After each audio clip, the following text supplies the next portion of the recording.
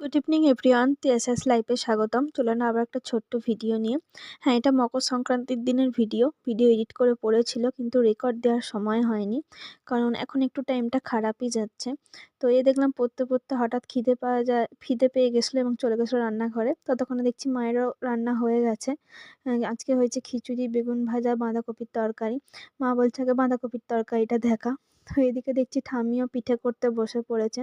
তো আজকে অনেক রকমের পিঠেই হয়েছে, কিন্তু আমি দেখানোর কোনোটাই সময় পাইনি। আর এদিকে মা তৈরি করছে পিঠের পুর। তো আলুর পুরটা রেসিপি যদি তোমরা চাও তো কমেন্টে বলো, আমি পরে একটা ভিডিওতে আনবো। আর এদিকে ছোটো মা চাল গুঁড়ি মাখতে শুরু করে দিয়েছে। আর সন্টুর শরীরটা হঠাৎ করেই খারাপ হয়, আমি কোনো কিছুর দিকেই মন দিতে পারিনি। তো এদিকে পিঠে একটুখানি দেখেই আমি চলে গেছিলাম ওর কাছে, কারণ ওর আজকে সেলাইন হয়েছে।